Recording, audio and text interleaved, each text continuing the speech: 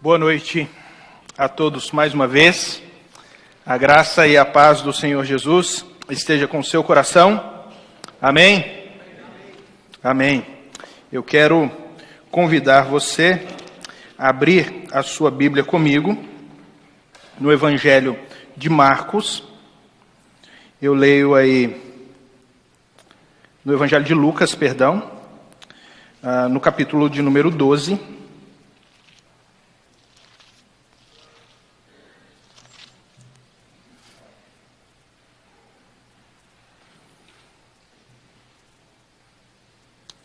Lucas 12.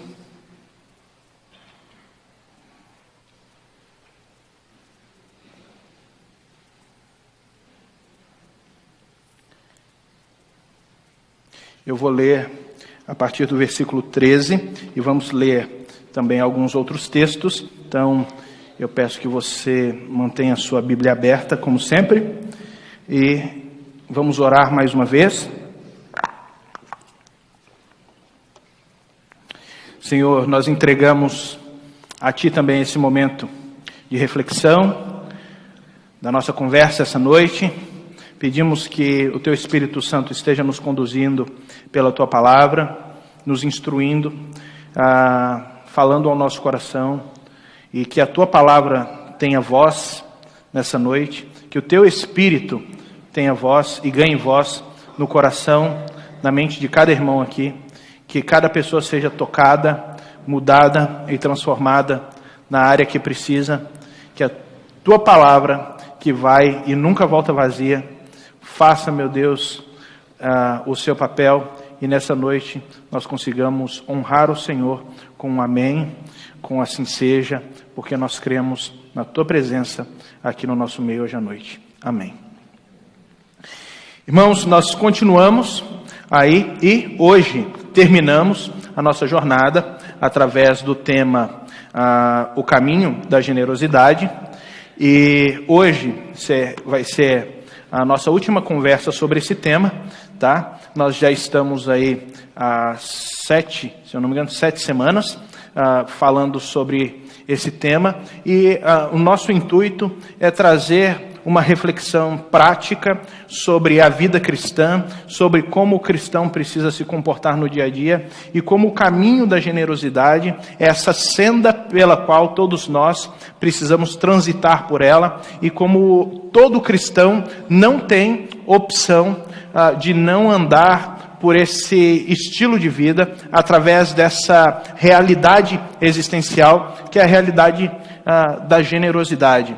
A generosidade, ela é a manifestação da gratidão na vida do cristão por tudo aquilo que Deus fez por ele, por um entendimento legítimo da sua vida, que foi conquistada gratuitamente e lhe dada gratuitamente na cruz do Calvário. E o reflexo de toda essa gratidão, o reflexo de toda essa alegria que o cristão tem por ter sido resgatado do império das trevas e trazido para o império do Cristo ressuscitado, essa alegria que explode no coração do cristão, ela se manifesta também através de uma vida de generosidade, de uma prática de vida generosa.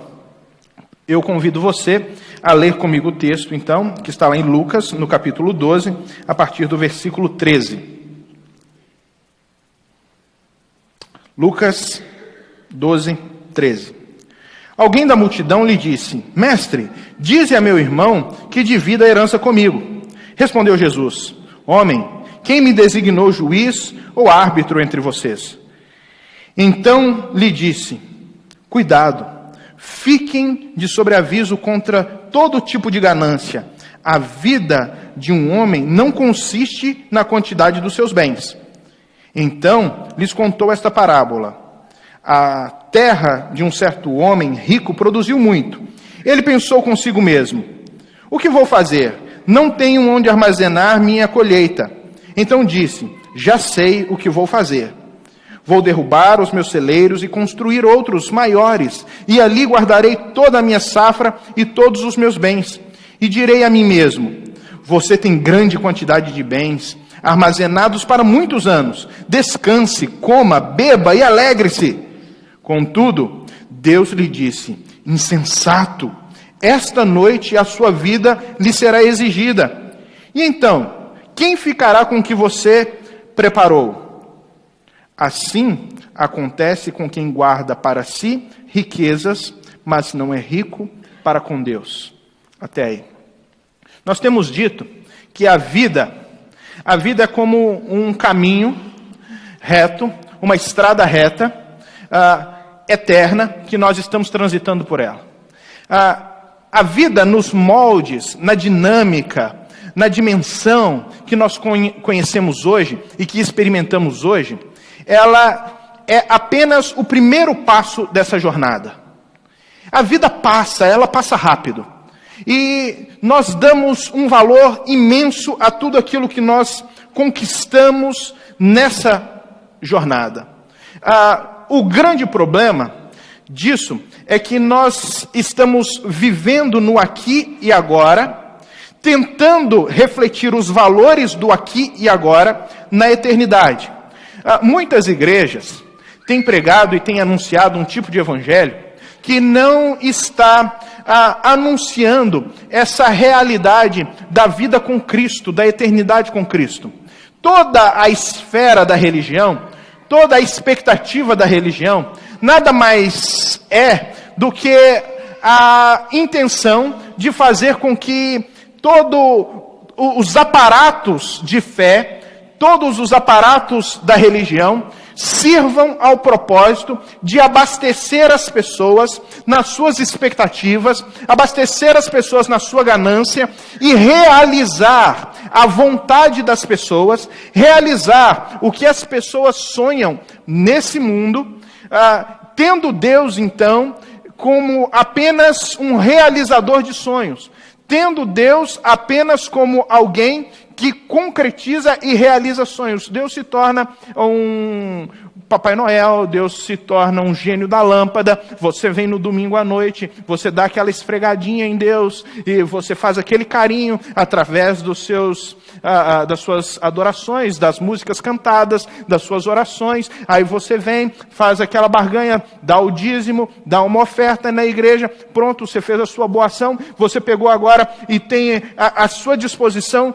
todo o poder do universo para você manipular a seu bel prazer, para fazer com que todas as circunstâncias, todas as realidades convirjam para o seu bem. Então, esse é o evangelho pregado. Então, toda a realidade da eternidade, toda aquela expectativa que a eternidade ela pode trazer ao nosso coração de alegria, de justiça, de paz, ela é minimizada, reduzida a apenas uma satisfação temporal de um Deus que tem a responsabilidade de arcar apenas com os meus desejos e muitas vezes os desejos mais sombrios, mais escusos do fundo do meu coração. Quando na verdade o evangelho ele parte de uma outra perspectiva.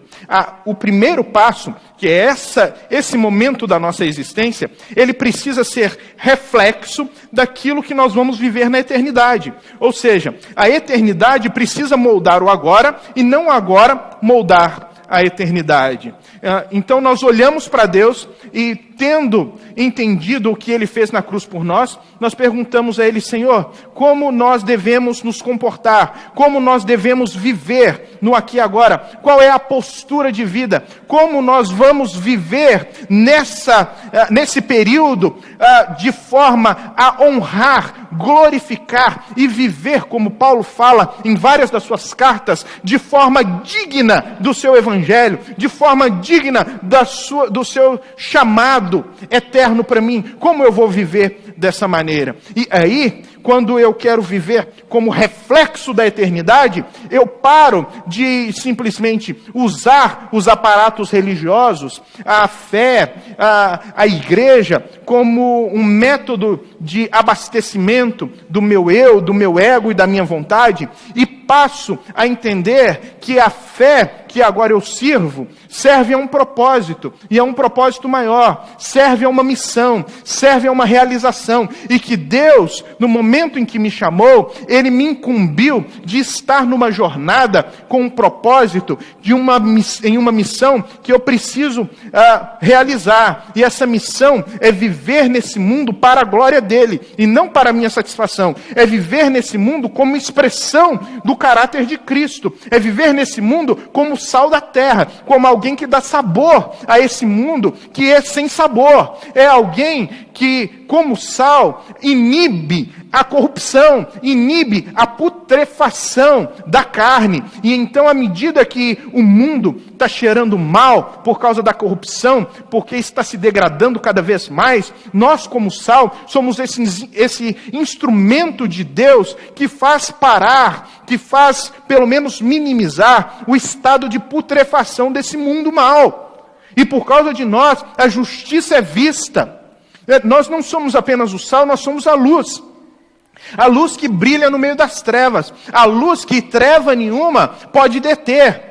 A luz que treva nenhuma pode resistir.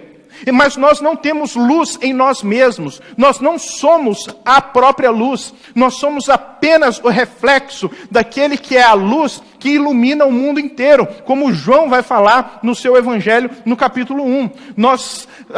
Cristo brilha sobre nós a luz e nós refletimos a glória dele em cada canto dessa terra. Essa é a nossa missão. E quando nós estamos nessa missão, a vida ganha sentido para nós. Nós não vivemos mais para o abastecimento da nossa vida. Nós vivemos para o abastecimento da vida em geral. E vida significa a minha vida, a sua vida, a vida de cada um que está aqui dentro. Porque aí o outro começa a ganhar sentido, o outro começa a ganhar importância, e o meu tipo de relacionamento, o meu tipo de relação com as pessoas começa a mudar. Eu não mais me relaciono com as pessoas de maneira utilitarista. Eu não mais me relaciono com as pessoas na barganha, na troca. Eu não mais uso a vida simplesmente para tirar vantagem do outro. Eu não me relaciono com o outro para poder tirar dele qualquer vantagem que ele possa me fornecer. Mas eu me relaciono com ele a fim de fazer com que ele possa se tornar cada vez uma pessoa melhor. E através da nossa relação, nós vamos nos melhorando mutuamente. Essa é a expectativa do reino de Deus. Por isso, o reino de Deus, a estrutura do reino de Deus, a lei no reino de Deus, ela se resume em dois, que talvez pode ser resumido em um. As duas leis é: ama o Senhor teu Deus, e a segunda, ama o teu próximo como a ti mesmo. Porque à medida que Deus ganha status de Senhor, de Salvador na sua vida, o próximo, naturalmente, vai ganhar status de ser humano, de vida, de ser importante, de ente que tem importância diante de você. E não vai ser apenas um objeto a ser usado para a sua autossatisfação, né? Então, quando nós olhamos para o ambiente do Evangelho, a partir do reino de Deus, a configuração da nossa caminhada, enquanto estamos nesse primeiro passo, muda completamente. Os nossos valores mudam completamente. Nós começamos a entender a vida de uma outra forma. Então, os nossos valores vão mudar e começar a se configurar a partir do que Cristo fala. Aí no versículo de número 21, ele fala assim: assim acontece com quem guarda para si riquezas, mas não é rico para com Deus. Ele começa a falar aqui de uma riqueza totalmente diferente daquela riqueza que nós acreditamos que nos faz ricos. Ele está falando de um homem, ele contou a parábola de um homem que teve uma super safra, e essa super safra foi tão grande que ele não estava preparado para estocar todos esses grãos. Então ele precisou derrubar todos os celeiros deles, construir celeiros novos, e depois que ele armazenou tudo, ele podia falar para si mesmo: agora sim, agora você pode descansar, agora você tem o suficiente, agora você pode deitar, comer, beber, ficar tranquilo. E aí, Deus vai virar para ele naquela noite e falar assim: louco, insensato, tolo, É a vida do tolo. É aquele camarada que conquistou muito, mas não conquistou nada. É aquele que viveu a vida regalada, mas viveu a vida de pobreza. São esses antagonismos que nós encontramos na Bíblia e que muitas vezes nós não percebemos. Sabe, é gente que está rico, mas está pobre, segundo as Escrituras. Lá em Apocalipse, você tem uma igreja rica, mas Jesus olhando para ela falando, você é pobre. A outra igreja é pobre, Jesus está falando, você é rico. Né? Tem gente na Bíblia que está morto, mas está vivo.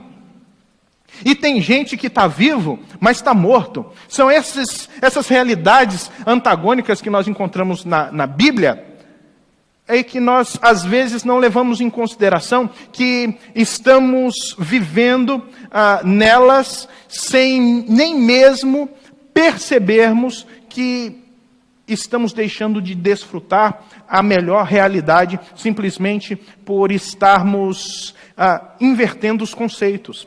Esse homem aqui, ele fala, olha, minha alma, agora você pode regalar. E Deus olha para ele e fala, tolo, você acha que você está rico, você está pobre. Você acha que você está abastecido, você está carente. Sabe, aqui, ele está falando a respeito de uma outra realidade. Ele está falando sobre a realidade da abundância de Deus, da abundância do reino de Deus. É a abundância que não pode ser conquistada por performance nossa. Que não pode ser conquistada apenas pelas nossas obras. Que você não pode fazer trocadilho. Que você não pode fazer barganha. Que você não pode dar dinheiro para conseguir bênção de Deus. Que você não faz nada para conseguir bênção de Deus. Você entende que o reino de Deus é esse reino do compartilhar, e se temos que trocar alguma coisa no reino de Deus, nós trocamos amor. Nós trocamos amor. Amor com Deus e trocamos amor uns com os outros. E nos relacionamos baseados nesse amor. E esse, então, é o caminho da generosidade. E aí, o caminho da abundância de Deus. Esse homem, ele estocou para si. Ele nunca viu o próximo, ele nunca entendeu o próximo, ele nunca percebeu o próximo. A vida dele era uma vida centrada em si mesmo. Esse é o desejo de Cristo ao contar essa parábola. E ao viver essa realidade, esse homem que era muito rico, foi contado como muito pobre. E essa realidade, ela é recorrente na nossa vida. Ela é recorrente porque nós começamos a fazer as contas na vida e estabelecer os relacionamentos da nossa vida a partir dos conceitos que não são os conceitos da eternidade, mas são os conceitos desse momento transitório que estamos passando por ele. E quais são esses conceitos? Os conceitos é que tudo na vida é fruto de troca, é barganha.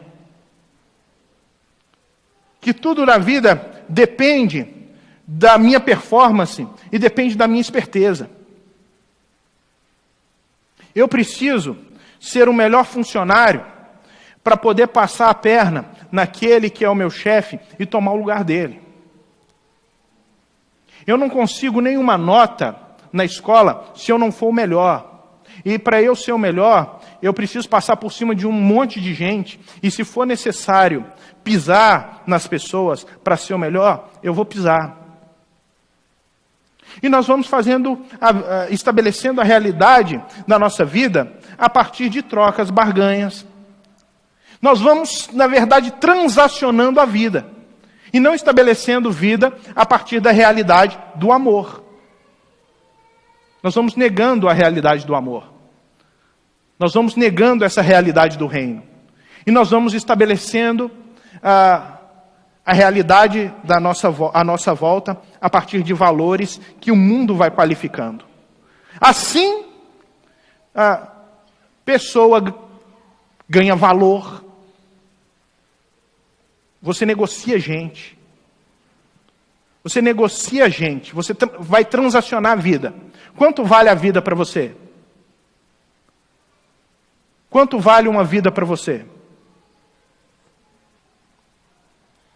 Quanto vale a vida para você no seu trabalho? Se você é chefe, se você é patrão, quanto vale a vida para você? A pessoa fez algo errado, te deu um prejuízo, manda embora. Quanto vale a vida para você? Quanto vale a vida para você? Por exemplo, você pega, aqui em Cascavel, você pega um Uber. Aí você fala que vai pagar o Uber em dinheiro. E vem o Uber, para na porta da sua casa, pega você, leva você para o outro lado da cidade e fala, quanto ficou? E ele fala para você, ficou R$22. E você fala assim, só tenho 25. Só que você é a primeira corrida do dia. Ele não tem R$3. Ele não tem R$3 para te dar de troco. Como é que faz? Você tem um prejuízo de 3 ou você fala, o problema é seu, vou ficar com lucro de 2? Como é que é? Se você fala, olha, vou ficar com prejuízo de 3, você distribuiu generosidade. Se você fala, o problema é seu, o problema é da sua corrida, eu não tenho nada a ver com isso. Você que tem a responsabilidade de ter aí os 3 para me devolver. Você não tem? Perdeu, Playboy. Eu estou saindo no lucro. E sai de lá e ainda conta vantagem. Olha, vou tomar a Coca-Cola à custa do trouxa. Porque é assim. A gente sai desses relacionamentos contando vantagem. Sai das relações contando vantagem. Vendi aquele carro. Estava todo estourado. Todo estourado. Valia 2. Vendi por 10. Todo dia sai um bobo de casa. Consegui achar um hoje. E aí, quanto vale vida para você? As pessoas começam a transacionar a vida.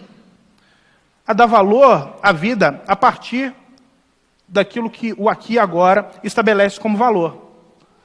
Jesus foi vendido. Um dia chegaram para um amigo de Jesus e falaram assim, olha, quanto vale Jesus? Não, Jesus é meu amigo. Não, mas quanto vale? 30 moedas de ouro ou de prata? Pode ser de prata. Ah, não, por 30 moedas de prata eu te entrego ele. Não foi assim que Judas fez? Jesus foi vendido também. E nós começamos a fazer como Judas, a transacionar. E transacionamos não só vida, nós transacionamos a nossa relação com Deus. As pessoas vêm para a igreja e começam a achar que podem comprar a bênção de Deus. As pessoas acham que podem manipular os poderes de Deus a partir de rituais que são feitos dentro da igreja. E esquecem de que a realidade do agora não é a realidade da manipulação, do utilitarismo, da transação, mas a realidade do agora precisa ser reflexo daquela realidade do eterno, que é a realidade do amor.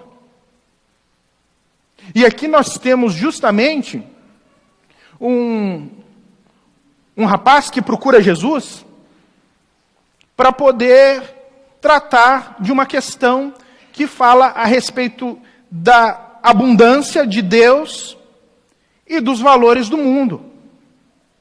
O rapaz procura Jesus e fala assim, Senhor, é o seguinte, meu irmão precisa que o Senhor converse com ele, vai lá, bate um papo com ele, para ele dividir a herança comigo. Aqui não fala que o irmão estava de acordo, aqui não fala que o irmão, nem fala que o irmão estava na conversa, ele simplesmente chamou Jesus para resolver um problema dele. E Jesus fala assim, homem, quem foi que me colocou como juiz entre vocês? Quem foi que me colocou como juiz entre vocês? Eu não sou juiz dessa causa. Eu não estou aqui para isso. Ele está pedindo para que se anulasse uma lei do Antigo Testamento, de Deuteronômio, capítulo 17, que diz que o primogênito, ele tem direito a 2/3 da herança, enquanto os demais precisam, ou o outro vai ficar com 1/3 da herança. Ele não achou justo e falou assim, beleza, Jesus, você agora pode entrar aqui e sancionar uma nova lei, uma nova regulamentação. Só que Jesus, ele entende o que está no coração desse camarada. O que está no coração dele, aqui não é o estabelecimento da justiça, do compartilhar, da comunhão, porque ele e o irmão dele não estão alinhados com isso. Não estão alinhados com a gratidão, não estão alinhados com o amor mútuo, não estão alinhados com o valor da vida humana. O que rege a relação dos dois aqui é o valor monetário. O que rege a relação dos dois aqui é um querendo transacionar com a realidade do outro. E aquele que conseguir fazer a transação mais lucrativa, ou de reter os 2/3 e o outro de ganhar 50%, é o que vai sair na vantagem. Então se estabelece a relação a partir de ganho. Quem é que vai ganhar aqui? Jesus fala, não é assim. Não é a partir do ganho. Ele vai dizer aqui no texto o seguinte. Olha só. Ele diz assim. Respondeu Jesus, homem, quem me designou juiz ou árbitro entre vocês? Então lhes disse, cuidado, fiquem de sobreaviso contra todo tipo de ganância. A vida de um homem não consiste na quantidade dos seus bens. Ele está falando assim, olha, o que dá sentido à sua vida não é a quantidade dos seus bens. O que está aqui, você está colocando diante de mim, não é uma causa justa. É simplesmente reflexo da sua ganância. É a pessoa que vem para a igreja e coloca a causa dela diante de Jesus por pura ganância. Ela doa o que tem que doar por pura ganância. Ela começa a fazer as trocas dela dentro da igreja por pura ganância. São essas realidades que Jesus aqui está indo contra. Não, a realidade do reino não é de ganância, a realidade do reino é de compartilhar, é de generosidade, é de gratidão. Então, ele vai dizer, olha só, a vida de um homem não consiste na quantidade dos seus bens. A vida de um homem não é medida, não é ditada, não pode ser valorizada pela quantidade dos seus bens. O que ele está dizendo é que não é o que você tem que faz de você quem você é. Não é. E hoje em dia isso está invertido. Na sociedade, o que faz de nós quem somos é o que nós temos. Porque nós invertemos a nossa relação com as coisas. Nesse processo, o ser humano ele acabou perdendo valor e as coisas começaram a ganhar mais valor do que ser humano. Então, o que acontece? Não é mais você que possui as coisas, mas as coisas que possuem você. Porque você é porque você tem. Você é porque você fez. Você é porque você conquistou. Quando, na verdade, ser humano tem valor per si. Tem valor simplesmente por ser humano. Só por isso. E quando nós vivemos nessa realidade, que é a realidade desse homem, que é a realidade da ganância, nós perdemos a oportunidade de vivermos essa abundância do reino de Deus. Que Jesus fala aí no versículo 21. A abundância do reino de Deus pode ser vista lá no capítulo 19. Se você for lá no capítulo 19, no versículo 1, nós não vamos ler, mas abra para você ver que você acompanhar, você vai ver que tem a história de um homem que ele era publicano, ou seja, ele era um político da época, um cobrador de impostos, um homem que foi contratado pelos romanos, pelo Império Romano, para cobrar impostos dos seus patrícios. E esse homem, ele era rejeitado na sociedade, porque ele não apenas cobrava impostos para o inimigo, mas ele cobrava a mais para poder roubar do povo. Ele era ganancioso, ele tinha a autonomia para aplicar impostos mais altos e reter parte para si, e era o que ele fazia, e o nome dele é um nome muito conhecido, era o tal do Zaqueu. E aí Zaqueu ouve que Jesus está passando por aquela região. Ele era baixinho, corre, sobe na árvore, vê Jesus. Jesus chega para ele e fala assim: Zaqueu, eu vou pousar na sua casa. Então desce, vai lá, prepara o rango que eu estou chegando. Zaqueu vai para casa, arruma tudo e aí bate um papo com Jesus ali a noite inteira, conversando com Jesus, falando a respeito de realidades do reino, falando a respeito de realidades de vida eterna. E de repente Zaqueu olha e fala assim: ok, Jesus, entendi.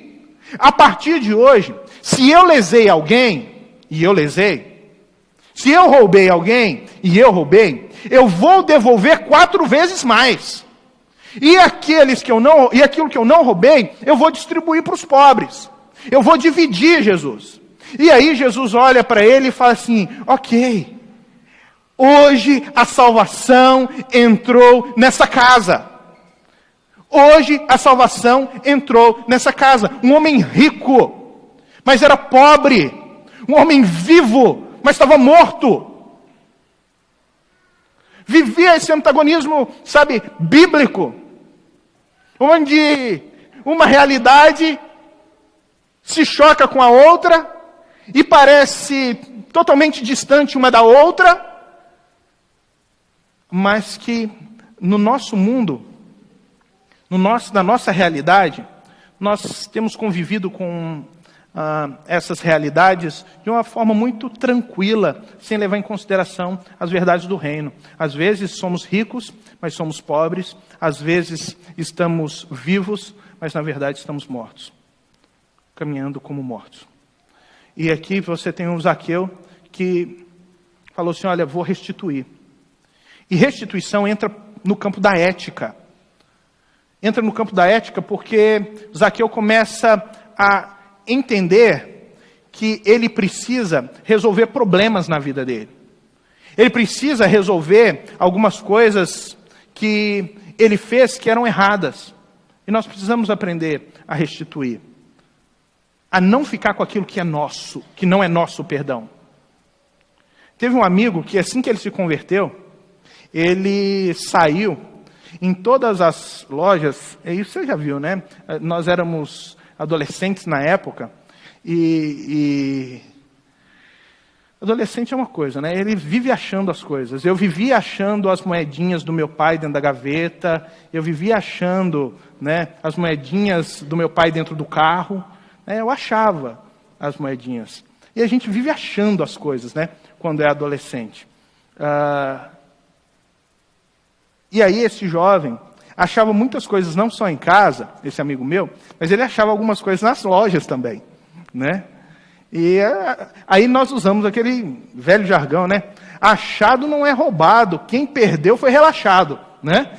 E ele levava para casa. Quando ele se converteu, a primeira coisa que ele fez foi ir de loja em loja pedindo perdão para as pessoas que ele havia lesado. Ele foi no supermercado e falou: eu preciso falar com o gerente. Olha, eu roubei aqui tal coisa. Vê lá o preço que eu quero pagar. Mas não tem como te cobrar. Não, mas eu quero pagar. Mas não tem como te cobrar, meu filho. Agora não tem, depois de tanto tempo, não tem como te cobrar. Não, então pelo menos eu preciso do seu perdão. Não, meu filho, você está perdoado. O cara nem entendia o que estava acontecendo. Mas ele entendeu a questão da sua responsabilidade. Nós não ficamos com aquilo que não é nosso. Não ficamos com aquilo que não é nosso. Não adianta, irmãos, falarmos a respeito de querermos um governo que não é corrupto e continuarmos nas nossas mínimas e pequenas corrupções.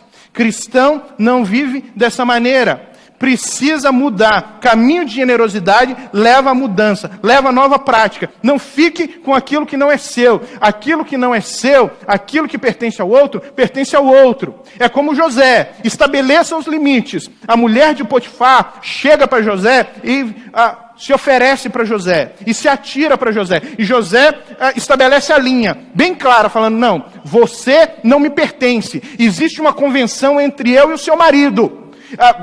ele falou, você pode tocar em tudo, menos na minha esposa. E José fala, olha, tem 3 regras. Eu não vou, não posso fazer nada com você. E mais, eu não posso fazer nada contra o seu marido. E mais, eu não posso fazer nada contra Deus. Não posso. Nós precisamos estabelecer, aquilo que não é nosso, nós não tocamos. Quando nós pegamos aquilo que não nos pertence, entenda, é bomba de tempo, explode na cara.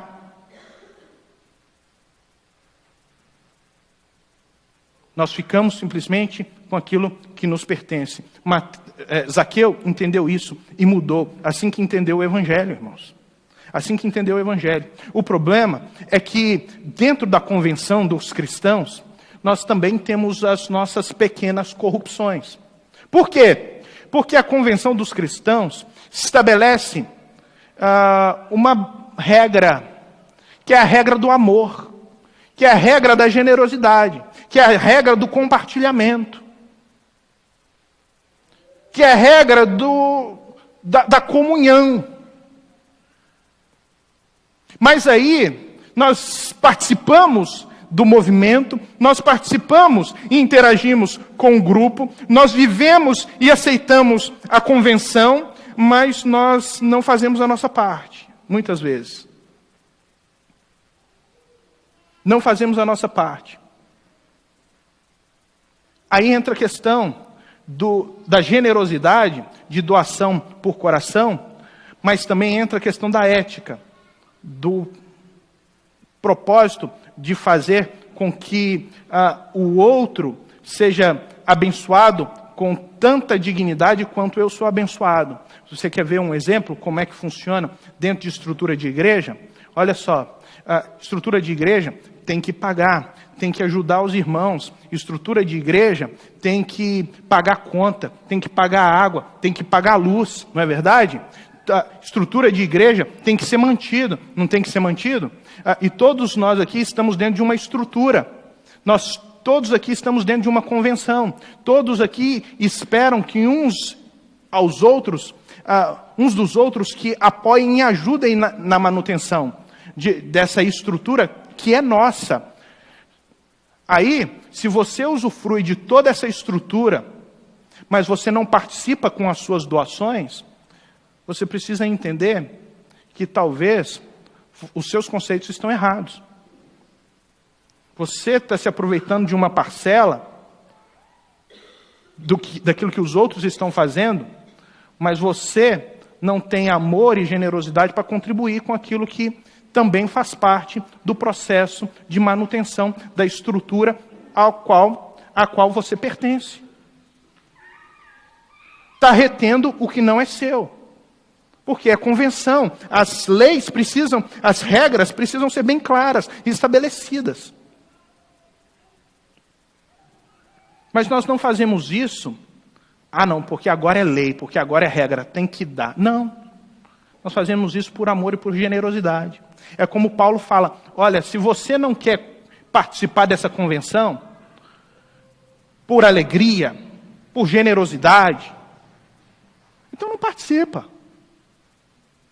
Então não participa.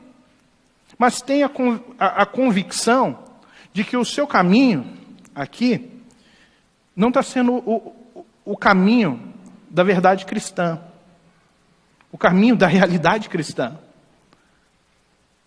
E aí, quando você entende essa realidade que você precisa compartilhar, que você precisa, ajudar o irmão, ajudar o próximo, que você precisa dividir quem você é, que você precisa compartilhar o que você tem, que você precisa viver nessa realidade de total doação de si.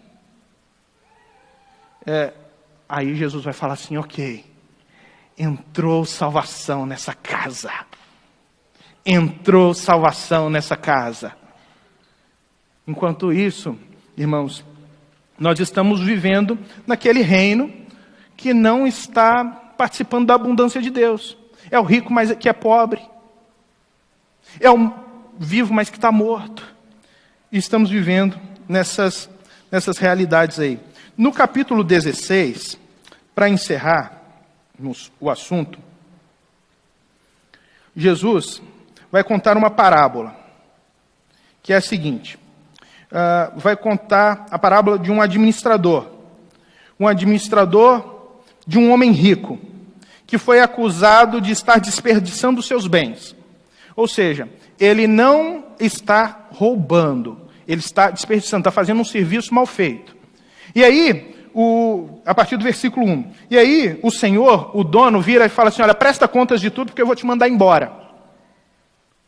Vou mandar você embora, presta contas de tudo. Ele vai lá, pega todos os recibos que ele tem, todos os contratos de pagamento que ele tem, e faz o seguinte, fala assim, opa, agora eu preciso prestar contas para o meu chefe, o que eu vou fazer? Tem um monte de gente devendo, já sei, vou pegar aqui, tem um que está devendo 100, vem aqui, está devendo 100, paga 80 aqui para mim, aí está quitado. Aí o outro fala, está devendo quanto? Está devendo 80? Paga 70 aí, está quitado. Está devendo quanto? Está devendo 70? Paga 35, paga metade, está quitado a sua dívida. Né? Aí nós olhamos isso, falamos, está roubando. Não está. Banco faz isso direto. Banco faz isso direto. Hoje não era só uma prática daquele tempo, é uma prática de hoje, irmãos. É melhor garantir alguma porcentagem do que perder tudo. Não é assim que banco trabalha? Ele liga, a pessoa está devendo no cartão de crédito, vamos fazer um acordo? Paga aí 40% da dívida, 30% da sua dívida e está quitado a coisa. Foi isso que ele fez. Foi essa prática que ele fez. E com isso, o que aconteceu? Ele fez amigos. Ele fez amigos. E aí, quando ele prestou contas para o seu Senhor, e ele saiu dali, ele tinha muitos amigos.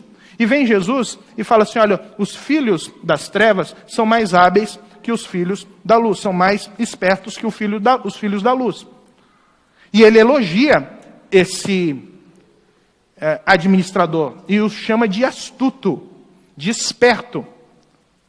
Entra aí aquele velho jargão que nós conhecemos, que é, mais vale amigo na praça do que dinheiro no bolso. Mais vale amigo na praça do que dinheiro no bolso. A minha pergunta é, quando você está estabelecendo as suas relações, quando você está com a sua esposa, com seus amigos, com seus parentes, o que vale mais para você? Dinheiro ou amigo?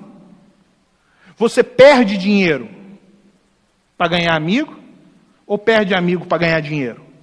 O que vale mais para você, dinheiro ou gente? É isso aqui que Jesus quer ensinar. O que tem mais valor? Gente que é astuto, que é esperto, entende que gente tem mais valor. Porque gente tem valor per si. Gente tem dignidade. E isso a gente não transaciona. Isso a gente não troca. E assim vivemos a realidade da jornada da generosidade. Cuidando de gente, cuidando de pessoas, amando pessoas, vivendo para pessoas, tendo uma ética de comunidade, de comunhão, aonde nós não passamos por cima de outras pessoas e não damos uma de esperto diante da comunidade. Não vou pagar os meus impostos. Todo mundo paga. Você vai sonegar por quê?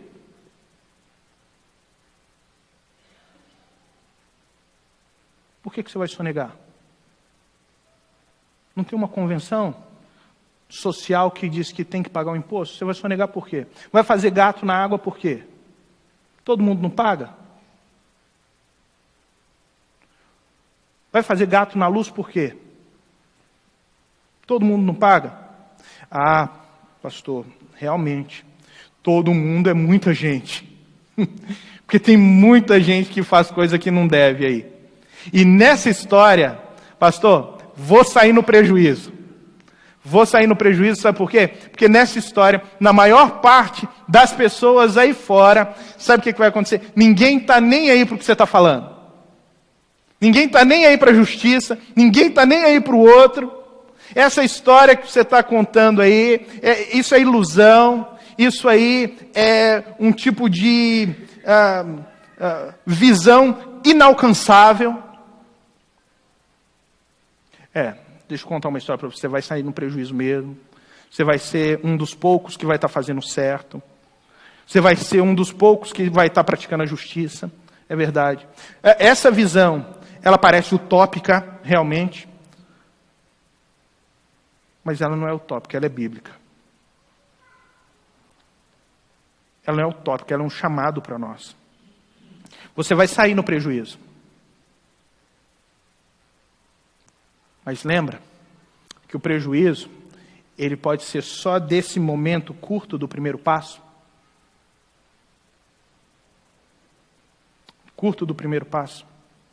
Porque você está vivendo a realidade de uma eternidade. E o prejuízo, que você contabiliza como prejuízo, também entra naquelas propostas antagônicas. Porque aquilo que é prejuízo para o mundo, para você é fonte de lucro. Para nós é fonte de lucro. Porque aí nós não negociamos. Nós não negociamos caráter por dinheiro. Nós não negociamos amor por dinheiro. Nós não negociamos família por dinheiro. Nós não negociamos nosso relacionamento conjugal por prazer, por dinheiro. Não. Nós vivemos nesse mundo. Sim, irmãos. De uma maneira muito diferente. Que para todos, talvez nós estamos saindo no prejuízo. Para nós, isso é fonte de lucro. Muito lucro. Porque Cristo morreu por nós justamente para nos capacitar a vivermos essa nova experiência, esse novo caminho. Que Deus nos ajude, que Deus nos abençoe e que Deus nos capacite a traçarmos e trilharmos esse caminho da generosidade de maneira íntegra, para a glória do nome dele, e assim nos tornemos o que devemos ser, sal da terra, luz do mundo. Deus abençoe, vamos ficar de pé, vamos orar.